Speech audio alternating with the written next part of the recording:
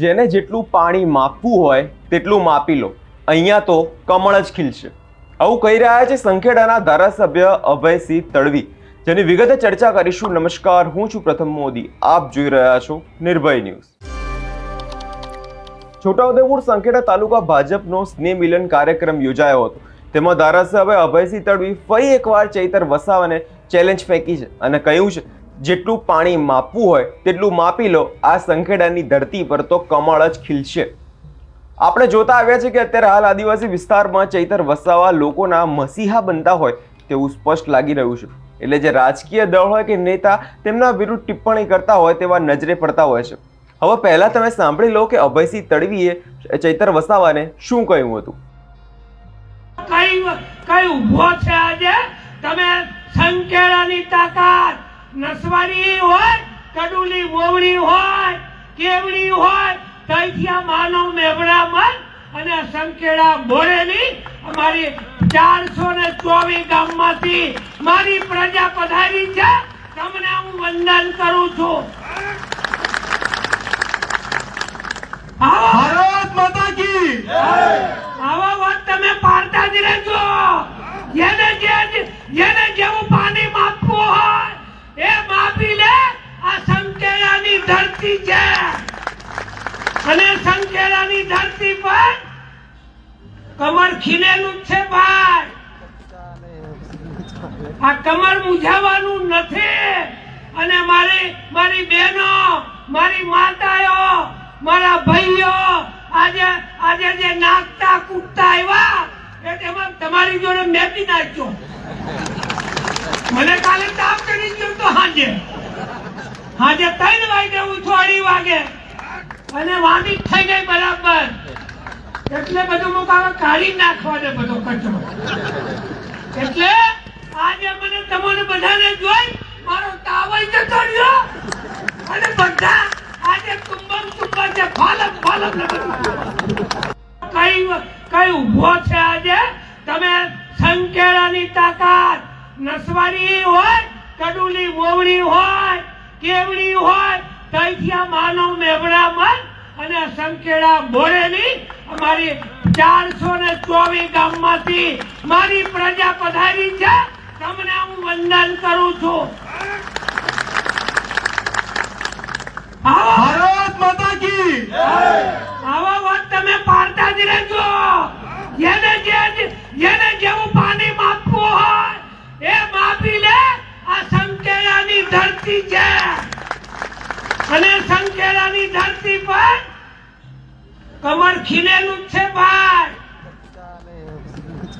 આ કમર મુજાવાનું નથી. અને મારી બહેનો, મારી માતાઓ, મારા ભાઈઓ આજે જે નાચતા કૂદતા આવ્યા એમાં તમારી જોડે મેપી નાખ્યો. મને કાલે તાપ કરી ગયો તો હાજે 3 વાગે ઉઠો 2:30 વાગે અને વાંધી થઈ ગઈ બરાબર. એટલે બધું મુકાવા કાઢી નાખવાનો બધો કચરો.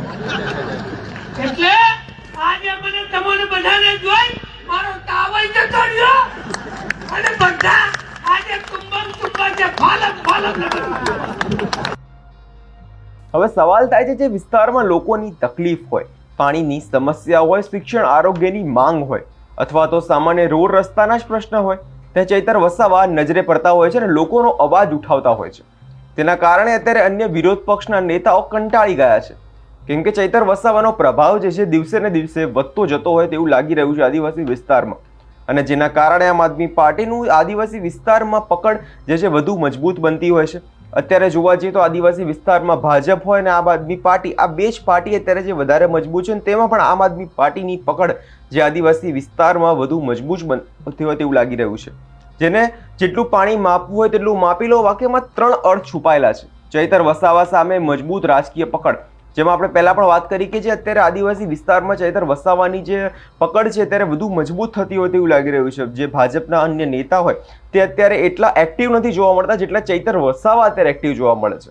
કે જે માત્ર એક સામાન્ય ડાયવર્ઝનનો સવાલ હોય કે જ્યાં લોકોને તકલીફ પડતી હોય ત્યાં પણ ચૈતર વસાવા હોય છે, કે જે લોકોને રોડ રસ્તા આરોગ્ય કોઈ પણ સવાલ હોય ત્યાં ચૈતર વસાવા પહોંચી જતા હોય છે અને લોકોની સમસ્યા સાંભળે છે અને તેને હલ પણ કરે છે. ગ્રાઉન્ડ લેવલ ઉપર ઊભી થતી વિપક્ષીની પકડ રોકવાનો પ્રયાસ એટલે કે અત્યારે જે જોવા જઈએ તો અત્યારે આમ આદમી પાર્ટી કે જે ભાજપ હોય તે આમ આદમી પાર્ટી અત્યારે કંટાળી ગઈ છે, કારણ કે જોવા જઈએ તો સામાન્ય વાત છે કે અત્યારે જે આમ આદમી પાર્ટીની જે પકડ છે તે અત્યારે આદિવાસી પટ્ટામાં વધુ મજબૂત છે. પાર્ટી વર્કરોને મેસેજ છે કે હવે નરમાઈ નહીં, સીધો પ્રહાર કરો અને પ્રતિકાર કરો. કે જે આમ આદમી પાર્ટીના નેતા હોય કે ભાજપના નેતા બંને અત્યારે જે ગ્રાઉન્ડ લેવલ પર અત્યારે વધુ મજબૂત બનતા હોય તેવું અત્યારે હાલ લાગી રહ્યું છે. પણ અહીં સૌથી મોટો સવાલ છે, આ રાજકીય ડાયલોગબાજીમાં કોને ફાયદો છે? છોટાઉદેપુર સંખેડા વિસ્તારના લોકો પાણી, રસ્તા, રોજગાર જેવી મૂળભૂત સમસ્યાઓથી વંચિત છે અને નેતાઓ મંચ પર એકબીજાને માપવાની ચેતવણી આપ કરે છે. લોકોને જોઈએ છે પ્રગતિ, વિકાસ, પણ રાજકીય નેતાઓ માત્ર ડંફાસો મારી રહ્યા છે. જે ત્યાંના લોકોની તકલીફ છે તે દૂર કરો. તે લોકોએ તમને મત આપ્યા છે અને તમને ચૂંટાયા છે, તમે લોકોની જે સમસ્યા દૂર કરો, ના કે નારાબાજીથી કરો, કારણ કે નારાબાજીથી કોઈને ફાયદો થતો નથી. લોકોની તકલીફ તો તેનાથી દૂર થતી જ નથી.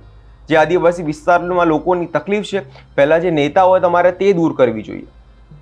હવે જોવાનું રહ્યું કે આ ડાયલોગબાજીથી હવે ચૈતર વસાવાનો કોઈ વળતો પ્રહાર આવે છે કે નથી આવતો. તમારો શું અભિપ્રાય છે તે કમેન્ટ બોક્સમાં જરૂરથી આપજો અને અમારી ચેનલ નિર્ભય ન્યૂઝ લાઇક, શેર અને સબસ્ક્રાઇબ કરવાનું ભૂલશો નહીં.